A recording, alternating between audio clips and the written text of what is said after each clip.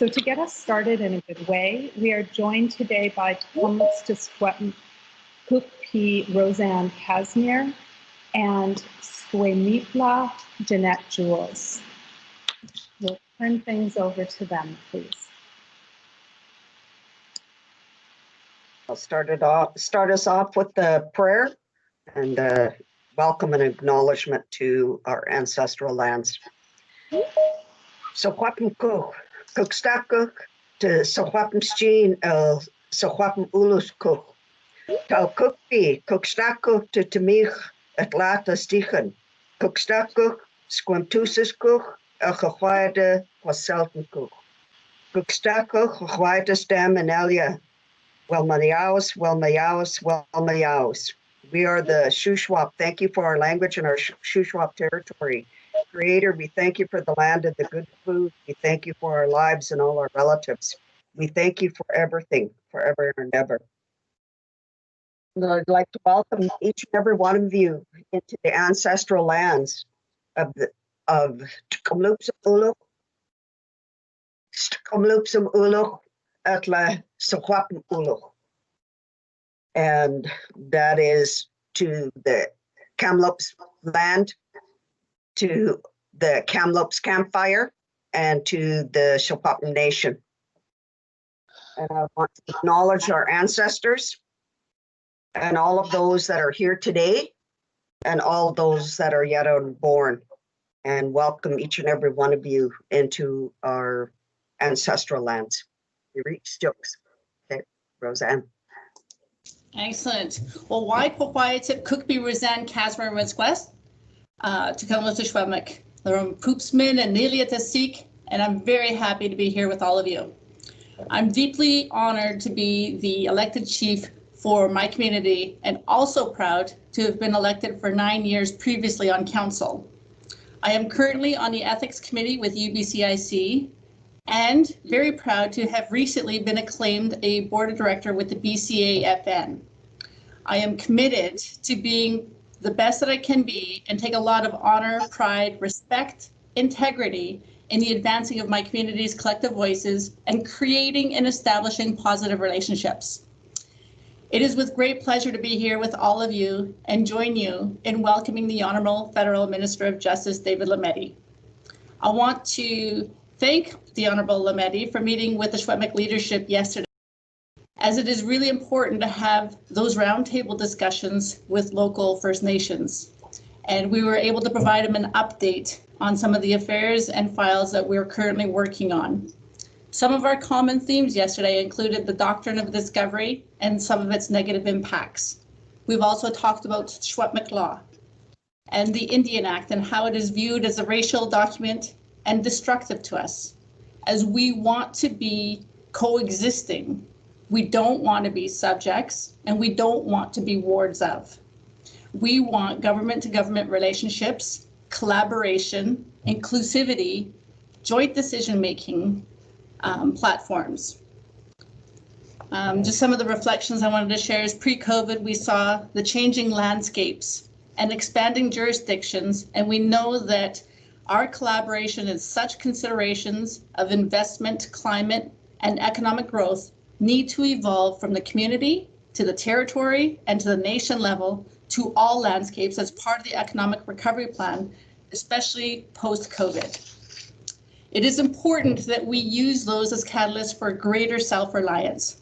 All levels of government must continue to keep us as First Nations involved every step of the way in all discussions that they consider to be steps towards reconciliation.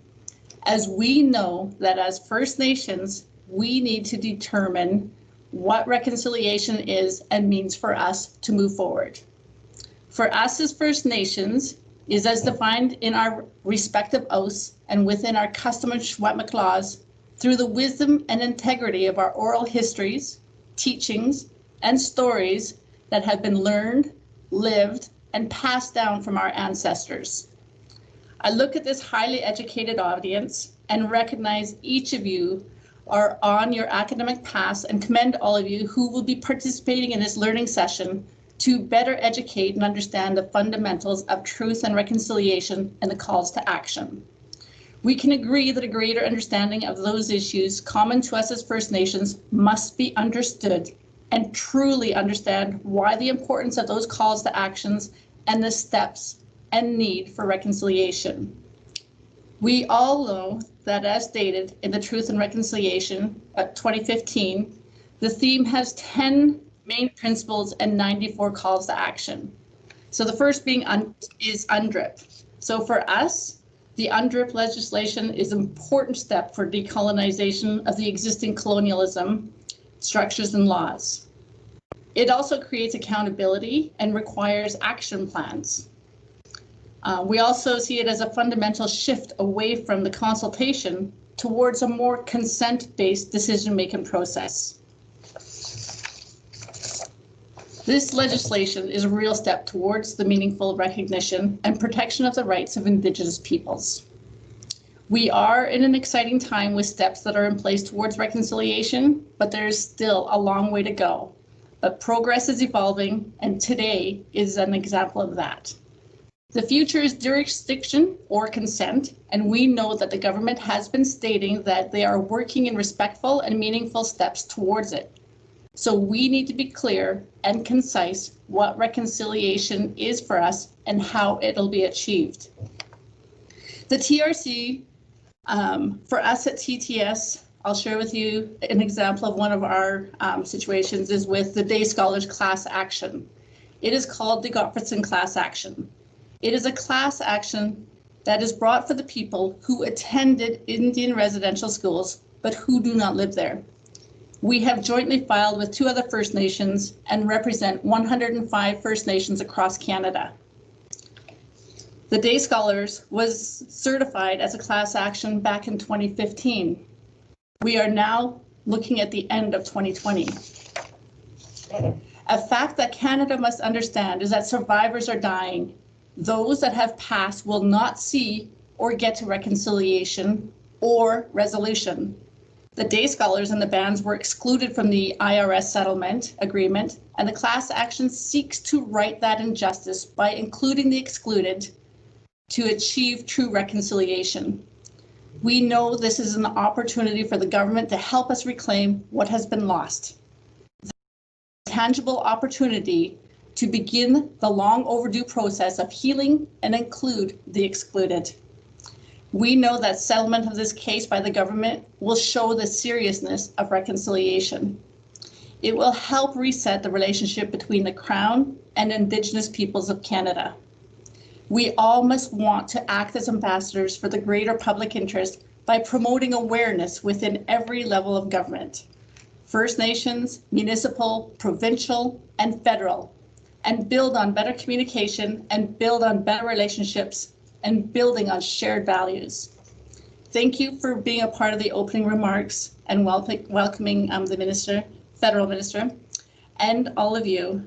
And we just want everyone to be mindful of the COVID parameters and continue to protect your loved ones and Yakwestustuk. Take care of yourselves and each other, and Cooks Jachum.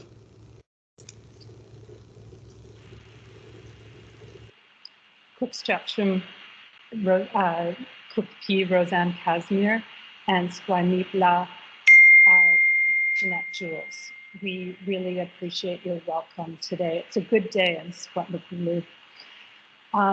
Good afternoon, Christine Adam Rasquez. My name is Christine Adam, and I'm the Interim Dean of Law at TRU at Thompson Rivers University. It's a pleasure to be your MC today for our event with Minister Lametti.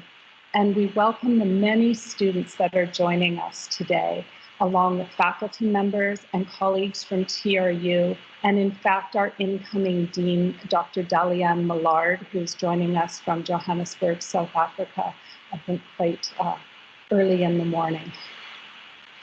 So we have a couple of important items on our agenda before we hear from the Minister. Before we get to those, I'd like to let you know that questions that you may have for the Minister should be entered into Slido. The link for that can be found in the chat function here in Teams. Please don't enter questions into Teams chat because we will not be attending to those. This event will also be recorded. You may have seen that through a bar at the top of your screen. And now I'm pleased to pass over the mic, or however you do this in this world, to Dr. Brett Fairbairn, the President and Vice Chancellor of Thompson Rivers University. Dr. Fairbairn. Hello to each and all, and thank you for joining us today for this conversation with Minister David Lametti as part of the TRU Faculty of Law's Truth and Reconciliation Learning Days.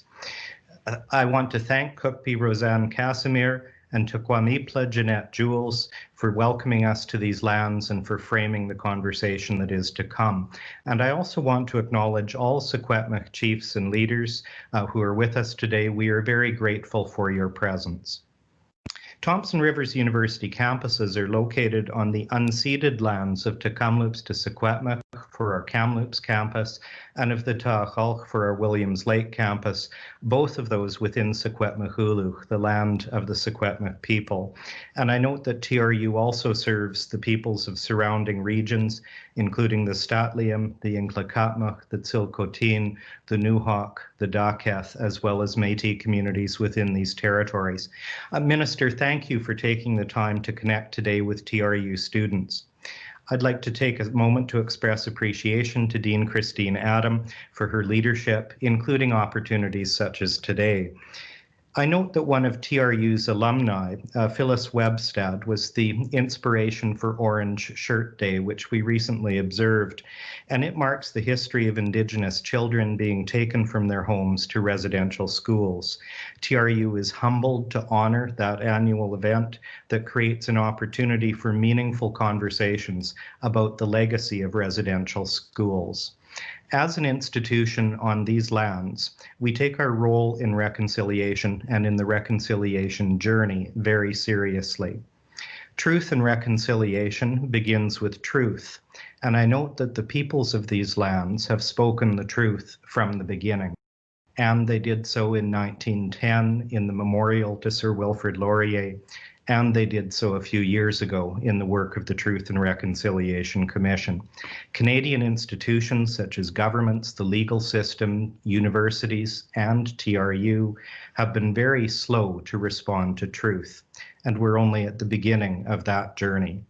We acknowledge that Thompson Rivers University is not the first community of researchers, teachers, and learners on these lands. It's important to us that we respect the long histories of learning associated with the places where this university has operated for only a couple of generations.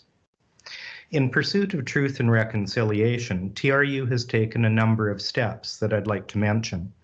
First, and very importantly, I would mention that TRU and Tk'emlúps to Secwepemc signed a partnership agreement in May of 2017. And that agreement outlines how the university will work together with Tk'emlúps to address education programs and ensure all of our education practices are respectful of the Tk'emlúps territory. One of the key elements of that was a promise to implement the Truth and Reconciliation Commission calls to action, which include recommendation 28 about law schools such as ours. And second, I would also mention that the highest official in our university is Nathan Matthew, our Chancellor and a former chief of the Simpcw First Nation. With Chancellor Matthew, we currently have 3 current and former Indigenous leaders on our Board of Governors, including Tk'emlúps to Secwepemc Vice Chief Katie Gottfriedson and recently announced Chief Jimmy Lulua of the Hane-Gwatiin First Nation. And I would also mention that earlier this year, our university adopted a new vision statement that extends our commitment to truth and reconciliation. We have committed to the Secwepemc value of Quetzalcoatl, which means that we are all related and connected to each other and all living things. And in that spirit, we define our university as a place where everyone honors our host Secwepemc culture, language, and belief system, where everyone belongs and is respected and is supported to succeed. The opposite, in fact, of a residential school. 2 of our 4 strategic change goals for the next 10 years are about closing educational achievement gaps, using the language of TRC Call to Action number 7, as well as honoring truth, reconciliation, and rights. These steps are a beginning. Students, each one of you is working towards a legal career. Your understanding of truth and reconciliation is imperative. Events like this one today should mark an important milestone in your learning.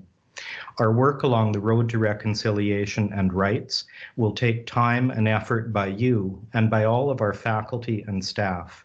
As a university, it's a path we're committed to. I'm proud of our law school and of our law students for the leadership that you're showing. Thank you very much.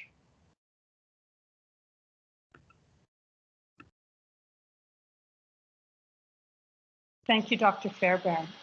As Dr. Fairbairn mentioned, TRU Law has a long tradition of responding to Truth and Reconciliation Commission Call to Action number 28. We're going to learn a little bit more about how Associate Teaching Professor Nicole Chabas has been planning these days, usually out on the land for 1Ls, 2Ls. This year, things are obviously a little bit different, but we're thrilled that the online edition of TRC Days fell precisely when the minister wished to make his visit to TRU Law. So I now ask Professor Chabas and student Janice Renard to give an overview of TRU Law's work in addressing this call to action. Cookscham and Cookscham to the leadership from Te Kamloops to Secwepemc for starting us off in a good way. For our students, for our upper year students, this is actually falls into the middle of the first, the learning day, their learning day regarding the implementation of the TRC calls to action. So the 2L students are coming in from a workshop about trauma-informed lawyering this morning. And we are very grateful to Minister Lametti for joining us as the keynote speaker for our students to also talk about the implementation of the TRC calls to action. What I want to show you, and I'm going to launch the slides here just briefly, and hopefully you can see them, is how we are implementing the TRC calls to action. The Faculty of Law has committed from the beginning when the TRC, the Truth and Reconciliation Commission, came out with its call to action to actually implement them, especially call to action number 28, which you hopefully see in front of you. And as you know, there's substantive and skills building elements to this call to action, and we are delivering those by way of special learning days, which each year bring the students together as a full cohort. So we had over 100 students in the learning experience this morning and will continue this afternoon.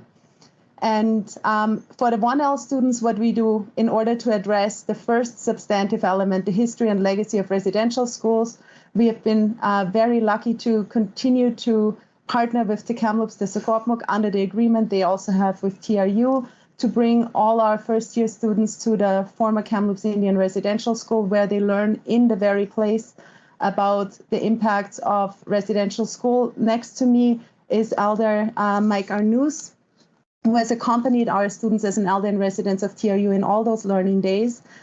He himself is a Kamloops Indian Residential School survivor, himself along with other survivors also of the 60s scoop of the day scholar litigation that Cook v. Casimir talked about, and well, survivors now in the litigation. We've heard about the litigation in our 1L TRC days, and in our upper year TRC days, we often try to take our students out on the land. But this year, in light of the global pandemic, we are delivering all our learning online, including the TRC days, and we deliberately decided to focus on trauma, also the impact of pandemics on Indigenous peoples, the trauma that has resulted, but also how we can respond, how we can build coping mechanisms, including inspired by the resilience of Indigenous peoples. And so with our upper year learning days, we try to really touch on the remaining content, substantive content like Aboriginal Crown relations. So we're very lucky to have the minister be here to also speak to those issues. And of course, you also see on there UNDRIP, and hopefully we will hear from you regarding the proposed, the intended federal legislation regarding UNDRIP. And so that's how we are bringing these learning objectives together. You see them laid out in a circle. because we really take the structuring of the learning very seriously and take guidance from Indigenous teachings to not just focus on the mental element of the teachings in Secwepemctsín, that would be your head or your skapkan, but rather also bringing in physical elements like Temich, the land, the emotional elements when we hear the testimony from residential school survivors, for example, your pusman, your heart, but also most importantly, bringing in your self-actualization and your self-realization, your spirit, your sumach. And so we are really grateful to Secwepemc elders, knowledge holders, leadership for having shared and for having provided this guidance and for accompanying us throughout these learning days. And with their teachings, which we really try to not just bring to the learning days, we use them to structure the learning days. And so we're very excited for this experience to continue, including with the keynote presentation of the minister. I will now pass it on to my research assistant and one of our Indigenous students, Jana Schuinar, to speak to the experience herself. Yeah, so this slide here, TRU has the Knowledge Makers Journal, which provides an opportunity to Indigenous students, both in graduate and undergraduate, to have their research published. In the journal edition for 2019, I was fortunate enough to transcribe Uncle Mike's first published journal article. So in his article, he talks about Sumech and how students, Indigenous students coming to university for the first time, seek him out looking for advice and guidance on how they can really fit into an environment that is not comfortable, one where there's not very many other Indigenous students, and oftentimes where they left their family, or in situations like mine when you're trying to navigate school when your family is with you. So he talks about how finding yourself and finding your spirit should not be something that you seek out in other people or that you could learn from a book, but something that we should know so much about because we carry it within ourselves. And I think as an Indigenous law student entering law school for the first time, this feeling was heightened even more. There's not very many Indigenous students in law school. So you might wonder then, how do TRC days help fix this feeling of not fitting in or being uncomfortable? Well, it doesn't. So it doesn't in the sense that lots of Indigenous students feel even more victimized during TRC days, where they feel forced or required to speak up on behalf of Indigenous students across Canada. But really what it does do is it puts all of our students, the entire cohort, in a really vulnerable place where we're awkwardly stuck facing the ugly history that Indigenous people have faced in our country. We're riddled with oppression, displacement, disease, and trauma. And through our learning days, some students discover that within their own personal family history, they've also experienced oppression, displacement, disease, and trauma.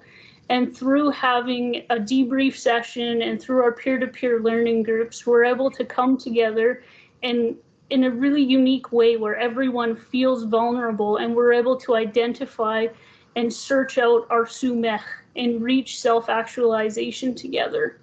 So the aim of our TRC days is not to make anyone feel responsible or to feel bad for the history that we have in Canada, but rather to give a better understanding of what Indigenous people have faced historically and continue to face today. And what we're really hoping to do is to provide tools for students, such as coping with vicarious trauma in our learning groups, so we can be better lawyers, better allies, and better individuals. Good time. Thank you. Thank you very much, Jana and Nicole. We appreciate learning more about that. And I now pass things over to Dr. Jeffrey Myers, who will provide the introduction for Minister Lametti. Thank you, Dean Adams. The Honourable David Lametti is the Minister of Justice and Attorney General for Canada. He was sworn in as Canada's 52nd Minister of Justice and Attorney General in January of 2019. He was first elected 4 years earlier in 2015 as the Member of Parliament for LaSalle and Martin Verdun, and he's been their MP since that time. Mr. Lametti is the son of Italian immigrants. He was born and raised in Port Colborne, Ontario, and like many Canadians, his parents came to Canada to provide him with unlimited opportunities and for his siblings as well. And Mr. Lametti's career has certainly known no limits. Mr. Lametti holds a Bachelor of Arts in Economics and Political Science from the University of Toronto. He also received his LLB and BCL and Common and Civil Law degrees at McGill in 1989.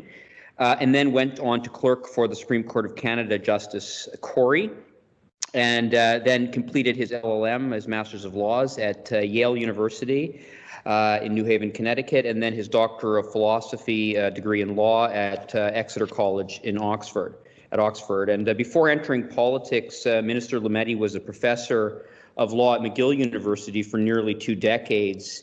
And in that role, he established himself as an accomplished legal academic and expert, particularly in property and intellectual property law.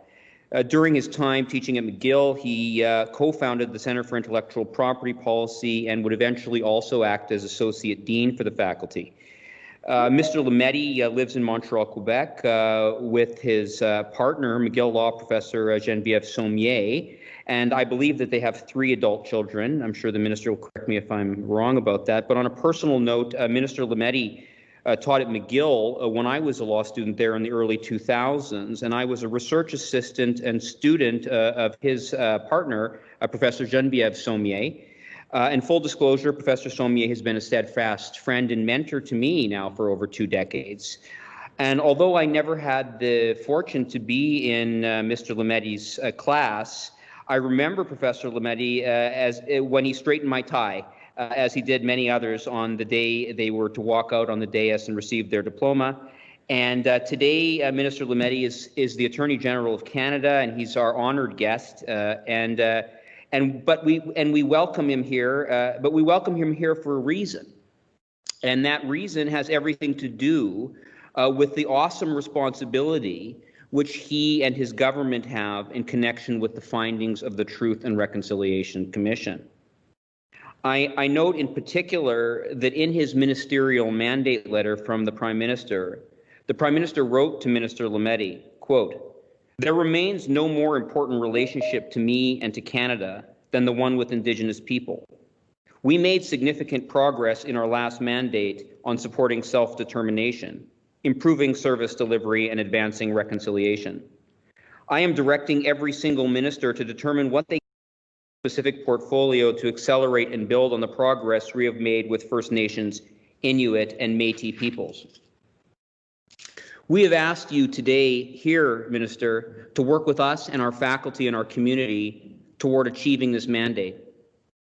Some of our questions for you will be probing and critical. Others may express frustration with the quality and speed of change to a still colonial system.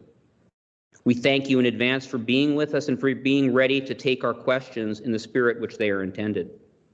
We also thank you in advance for your participation with us here today and in the hard work of decolonizing legal education and our legal system more broadly.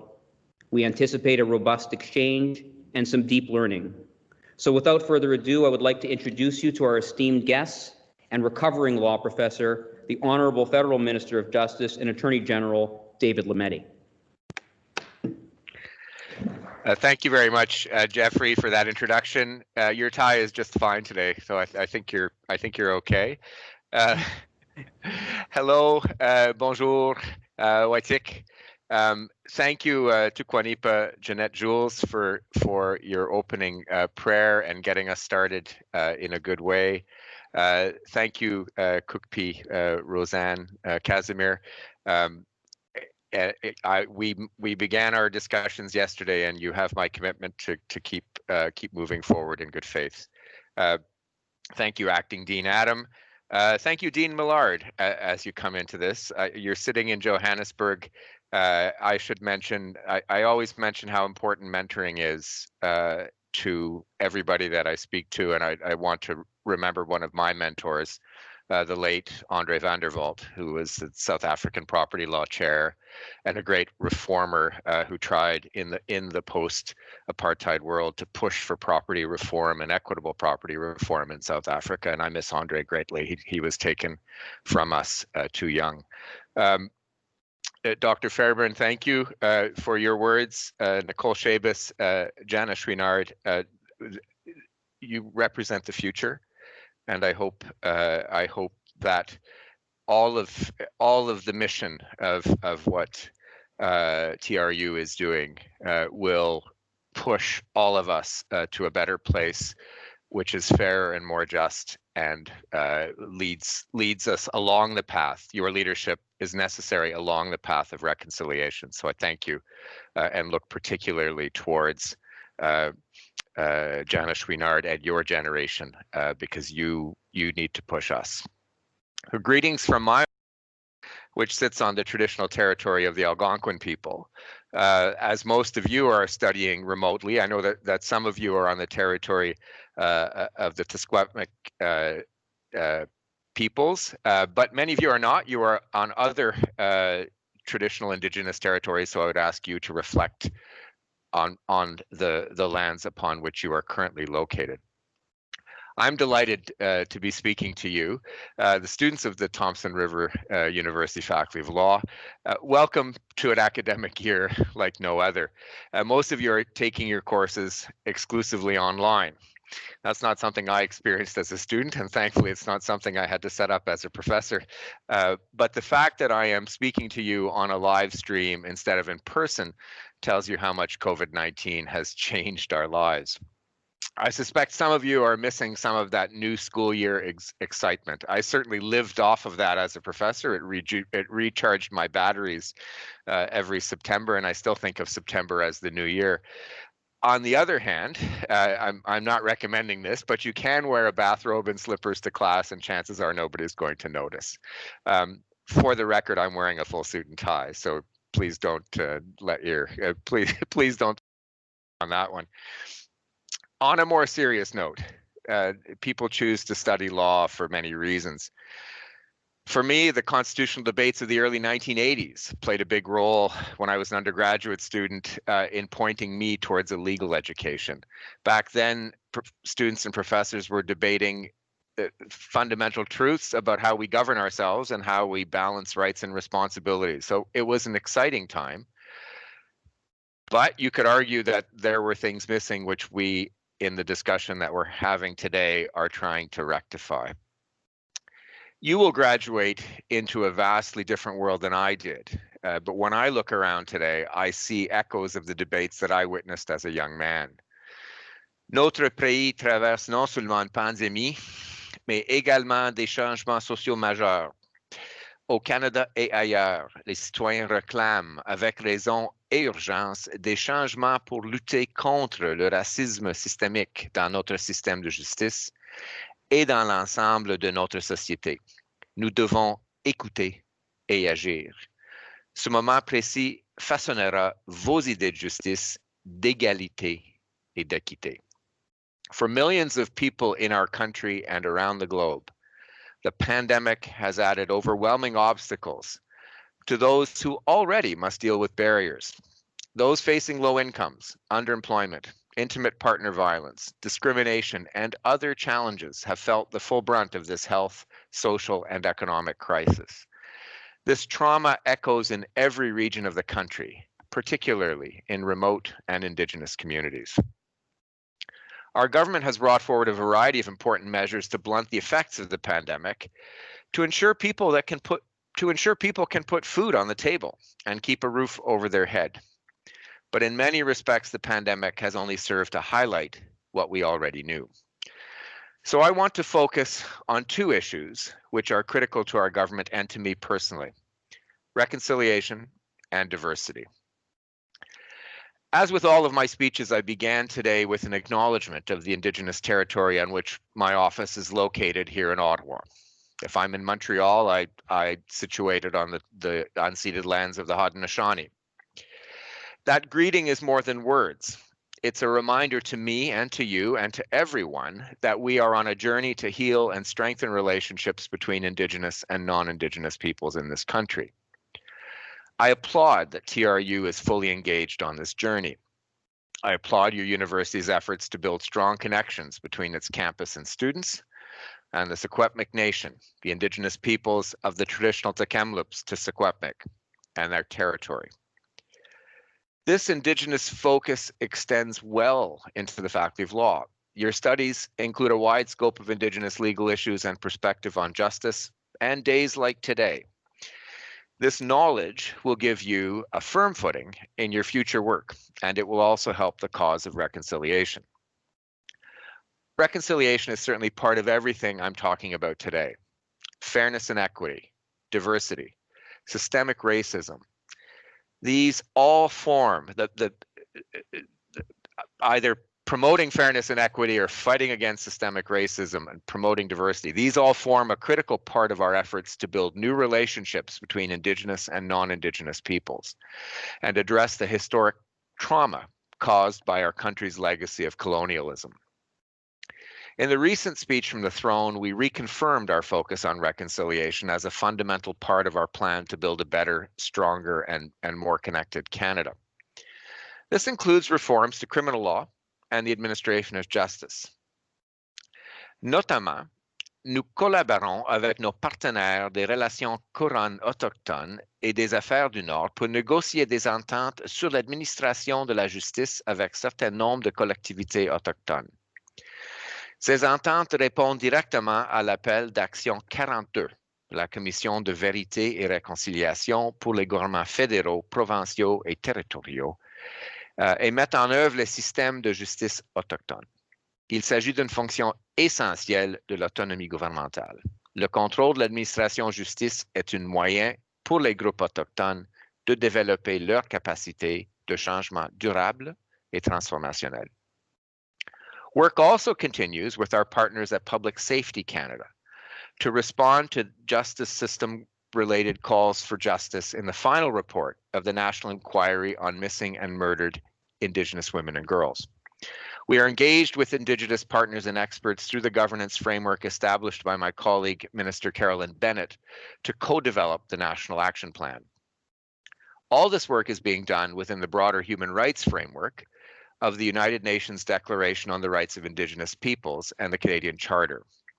As the MMIWG National Inquiry report reminds us, both are crucial to addressing the root causes of racism, discrimination, and violence that remain all too prevalent in our society.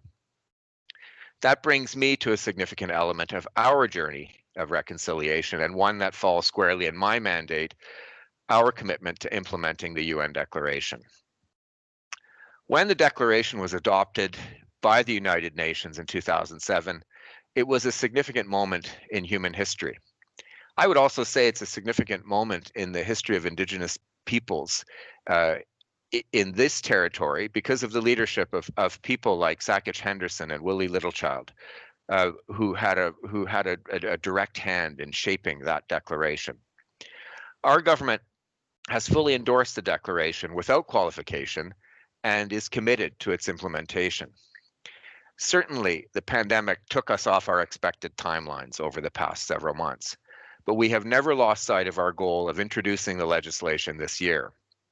In fact, the last 7 months have been a stark reminder of the importance of respecting and upholding the inherent rights of Indigenous peoples, including their right to self-determination and to self-government. So we're working in close partnership with Indigenous peoples to improve former private members Bill C-262, brought forward by my former colleague Romeo Saganash, and introduce the legislation soon. We reconfirmed this commitment in the speech from the throne. As part of this process, we continue to hold virtual bilateral meetings between Justice and Crown Indigenous Relations officials and the Assembly of First Nations, Inuit Tapirit Kanatami, and the Métis National Council. We have also now started a broader process that includes regional and distinctions-based engagement with Indigenous peoples across Canada as we work to realize the full potential of the Declaration and to build a better Canada. We are also holding discussions with the provinces and territories and industry to promote awareness of the declaration and to hear their perspectives. The good news is that we aren't starting from scratch in drafting legislation. We are using former Bill 262 as a starting point, and we are building on support on that legislation and our discussions with Indigenous partners to move forward. Like C-262 and consistent with the declaration, the legislation would require the Government of Canada, in consultation and cooperation with Indigenous peoples, to implement the declaration by working to align federal laws with the declaration and develop an action plan to achieve its objectives. So this is what we feel to be the starting point, getting the declaration in its best form possible across the finish line, and then using it to align federal legislation and build a better Canada over time. The second point I wanted to talk to you about is diversity. Diversity on the bench and addressing systemic racism. Diversity is a major challenge in our justice system, whether it is in our law schools, law firms, or on the bench. A justice system that truly reflects the country that it serves is going to allow for better trust and more respect for both the country and the institution. This is why we are working to root out the systemic racism in our institutions and to tackle the lack of diversity in the corridors of decision-making, including on the judicial bench. Members of the legal community and community-based organizations are urging our government to increase diversity on the bench. We are seeing it discussed in the media and debated on social media, and I'm hearing about it personally as well. It's a fact that, historically, most judges have looked like me, white and male. But when I see the growing diversity in our law schools, I have hope for a future that looks very different. It's this diversity that will help us create a bench that is more reflective of Canada's population, one that can provide a broader array of perspectives and lived experiences. This will lead to more informed decisions, increased public trust, and a fairer justice system. 4 years ago, our government set out to change our judicial appointment system, and I'm encouraged by our progress to date. Under the leadership of my predecessor, the Honorable Jody Wilson-Raybould, we created a different application process in which candidates could express their experiences and tell their stories. And we hoped at the time that it would allow people from diverse backgrounds, including Indigenous peoples, members of the LGBTQ2 community, and other racialized people or people living with a handicap to come forward and apply. We brought changes to the consultative committees, the JACs, the Judicial Appointments Committee, so that they too would reflect more diversity in Canada within their committee, but then also in the process, and in addition, make the process more independent. And we have asked our commissioner who handles judicial affairs to gather and publish statistics on the demographic profile of candidates and people named. So these positive steps that tried to ensure a certain transparency and to hold governments responsible in our engagement to modify the portrait of the Canadian judiciary, I think are now beginning to make a difference.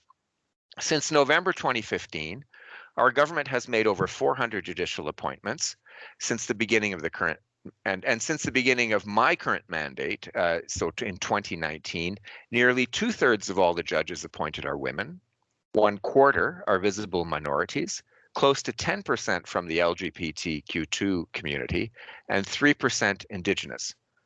Now we have more work to do, much more work to do, and there's a shared urgency to push ahead with change. We've heard this message loud and clear, but I think it's getting to a better place.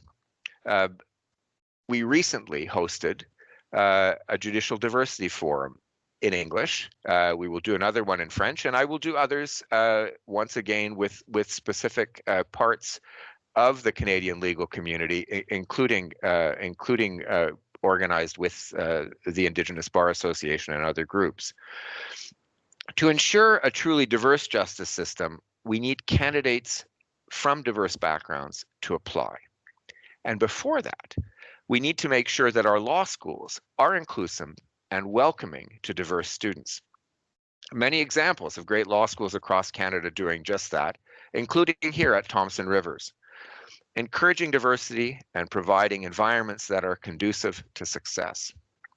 And once you graduate and join the legal profession, we need to make sure that you have the guidance and confidence to help you navigate the system to advance your career in the direction you choose, whether it's in private practice, whether it's in the academy, whether it's in public service, perhaps with the Department of Justice Canada or a provincial justice department, or eventually on the bench. In my days in law school and beyond, I had a lot of help along the way. Mentors who encouraged me to see the opportunities and paths I needed to take in order to pursue my aspirations. I mentioned one of them at the outset. When I reflect on the opportunities that I have had, I recognize the important roles that those around me have played. And as you heard in my introduction, that was important to me because my parents came to Canada with no formal education, encouraged us to go to school. But I also recognize that as a white man, I had privileges, or at least did not have barriers that others in your situation may have to deal with or may have to overcome.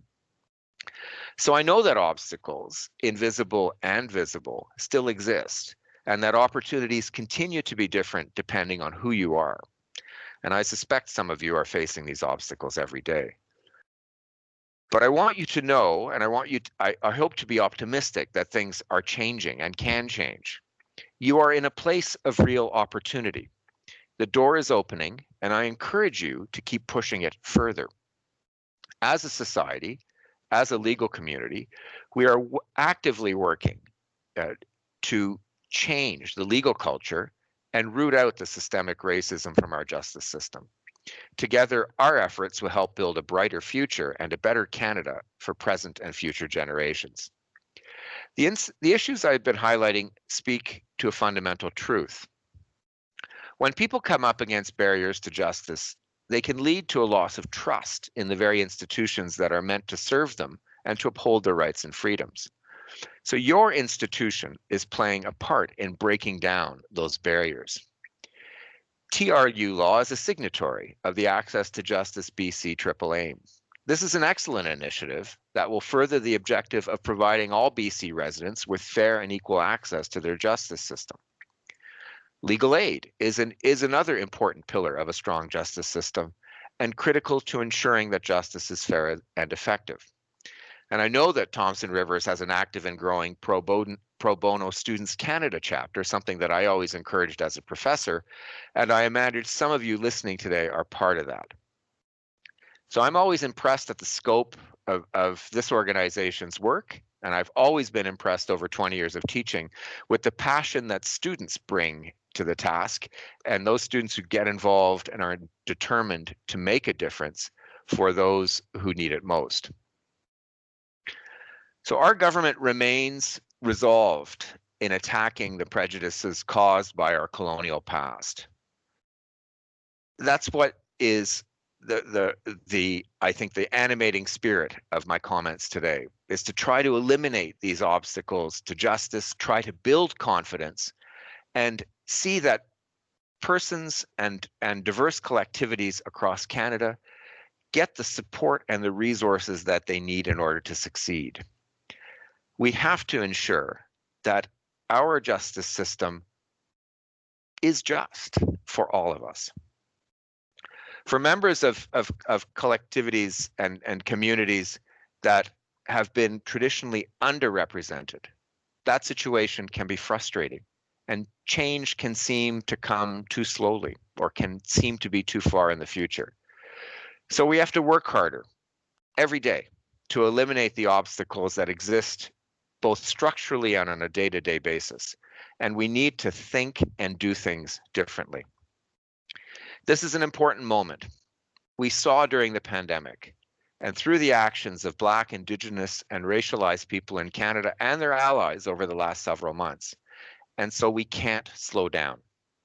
tackling the fundamental justice issues of our time, substantive equality, systemic racism and discrimination, fundamental fairness. These will all help increase public confidence in the administration of justice.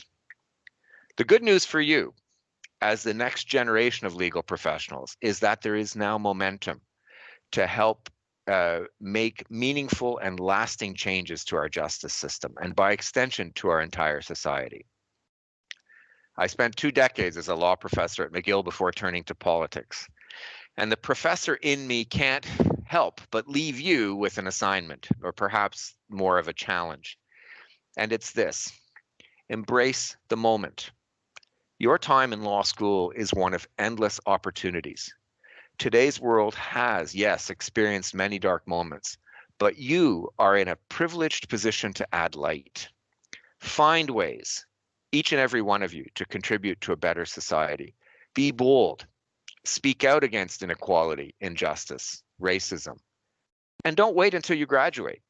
You can make a difference now. And if you happen to follow me on social media, you'll know that I'm a big music fan, especially alternative punk, grunge, and amongst others. And my favorite band is The Clash. So I'll end my remarks by borrowing the title of a documentary about Clash lead singer Joe Strummer. The future is unwritten. Your future is unwritten. So I'm going to encourage you to get to writing. Thank you.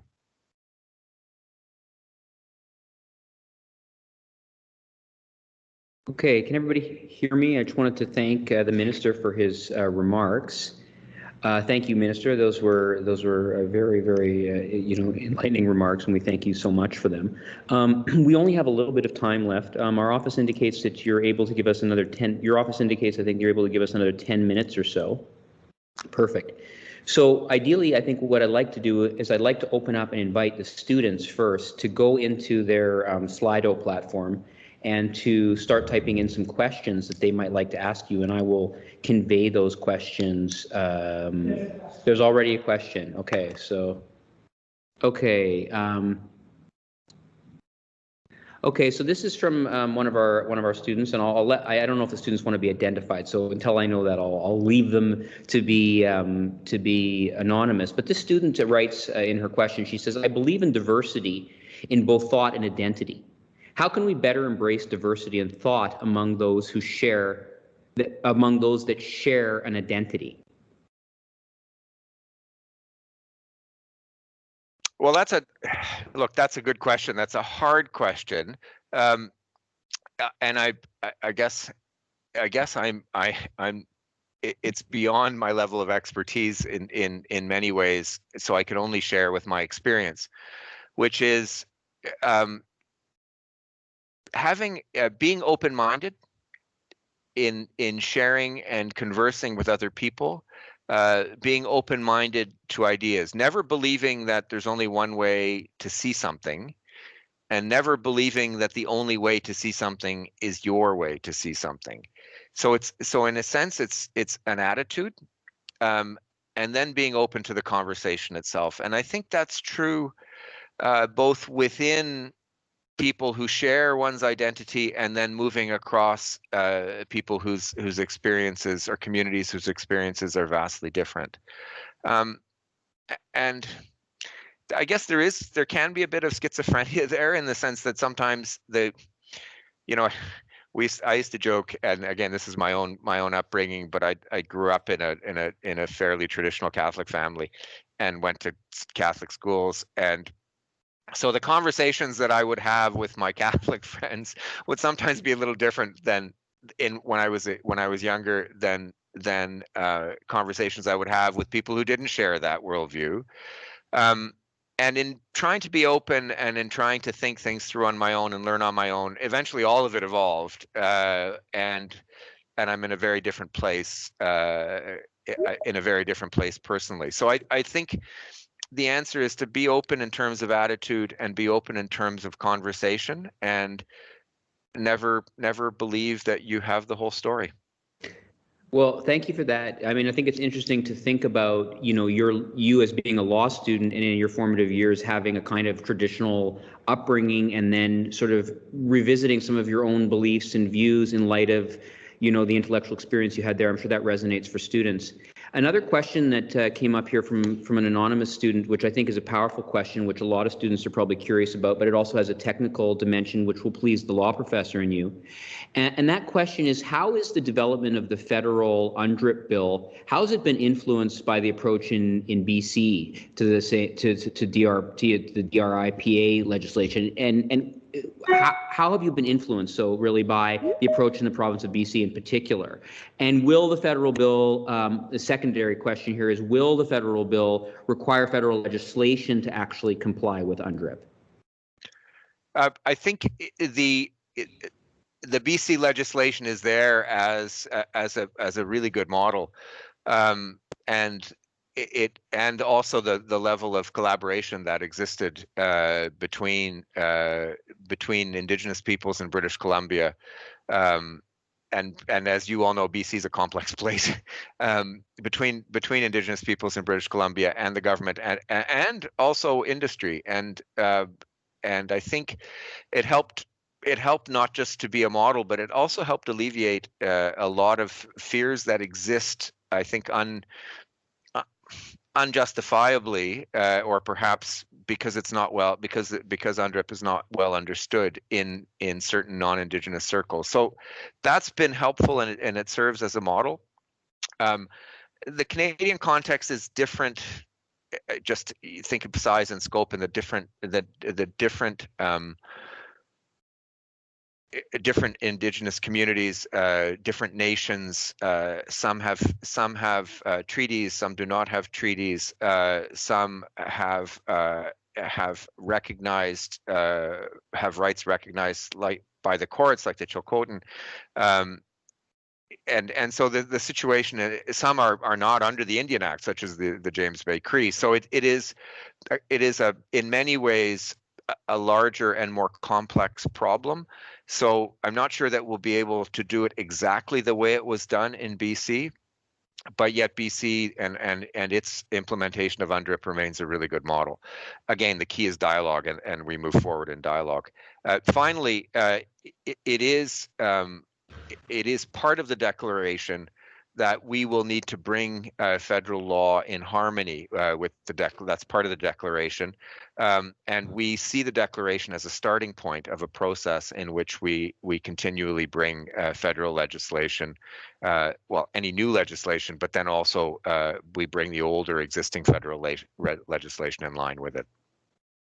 Thank you, Minister. I'm going to ask students who have questions to make sure that they're putting them into Slido. I know that one of our students has a question, and I just wanted to encourage her to put it into Slido. I have a second question for you in Slido here, and I'll continue to wait for other students. But one of the questions that I have in here is from a student who wants to know what you view the nexus between your own ministry and the question of environmental justice. What's the connection between the work that goes on in your ministry and the idea of, the question of justice as it relates to your distinct portfolio as Minister of Justice, I suppose, as separate from Attorney General? How does that relate? You've talked about justice as a question of, decolonization and anti-racism, but what about as a question of the environment, which is obviously a particular concern to Indigenous people who have been long and excellent custodians of the environment? Well, I think, I think it's linked.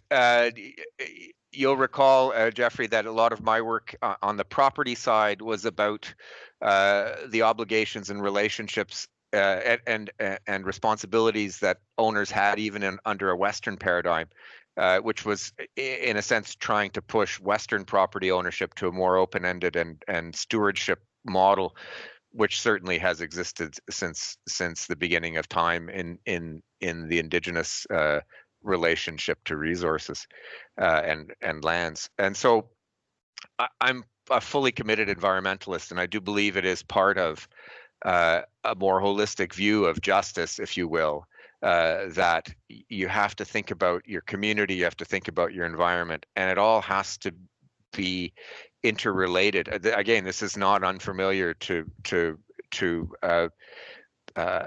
many examples of Indigenous teaching in this regard. So there has to be a holistic view to the community and the individual and the environment and the teaching and the interrelationship of it all. So I see very much my role as helping move that the so-called environmental agenda along, because I think it's linked to the reconciliation agenda and the overall justice agenda, and hopefully we will move it to a better place, and hopefully we'll continue to keep moving it forward. Well, Minister, I have more questions, but I think we're at the end of our time, and we greatly appreciate the time you spent with us. And on a personal note, it's been really nice seeing you, and we're all Canadians are rooting for you. So, thank you. I can only promise to do my best, and I mean what I said to all of the students out there. I miss teaching, and I miss the classroom, and I hope that's been at least a little bit evident today. But you really are the future. I used to routinely say to my McGill students, look, you're now in a privileged position by virtue of your education. You're now, for like it or not, you are part of Canadian society that has a higher than average education level. So you have a responsibility to your community, to your people, however you define that, and to Canadian society, to get us all to a better place, because you are now leaders by virtue of where you are, by virtue of where you're sitting right now. You are all leaders. So please take that responsibility seriously. Thanks very much, Minister. We really appreciate your being here with us. My pleasure. Minister Lametti, thank you very much. And if you can't tell, Jeffrey and I are in the same room, so we're trying to coordinate mics and speakers. I'm starting to see more students' faces on the screen, which is wonderful. We have one final word from one of our students. Natasha Wenninger is the president of the Indigenous Law Students Association, and she'd just like to thank you on behalf of the students of TRU Law. Okay. Marcy, Professor Chavez, and Jana for facilitating. On your mic. Is my mic not on? Is it good? Okay. Marcy to everyone who's facilitated TRC days. Can you hear me? Oh, okay. Sorry. I can, but maybe everybody else can't. Okay, because I was getting shakes that you couldn't hear me. But Marcy, Minister Lametti, for taking the time to speak with us today and answering all of our hard-hitting questions. TRC is incredibly important, and implementing the calls to action in our everyday lives on top of these 2 days for our upper years and first years next semester is a step forward in bringing Indigenous laws and legal traditions to the forefront. Ultimately, as you were mentioning, working towards eliminating systemic racism within the Canadian legal system. I'm proud to be here to thank you on behalf of the Indigenous Law Students Association and Thompson Rivers University Faculty of Law. And with that, we do have a gift for you today. It is a pine needle basket. Beautifully, the top of it looks similar to that of the Indigenous Law Students Association logo. And I think it successfully represents the territory that we are so blessed to be able to learn on here at TRU. Thank you, Natasha, for those words. And again, thank you to everyone who's been involved in making today success. It sort of feels like there's elves and fairies running around in the ether making sure that this works, but it's actually a number of very dedicated and hardworking professionals, including staff from Minister Lametti's office, our IT services and marketing and communications, staff within the Faculty of Law, faculty such as Nicole Chavez and Uncle Mike in the background, and those of you who are 2L students who are participating in this afternoon's events, Nicole has asked me to remind you that you move over to Zoom for 2:15. Thank you again. There are questions that were stranded. We are going to be sending those to Minister Lametti's staff so that he can respond to them, and we'll share them with all. Again, thank you and have a great day.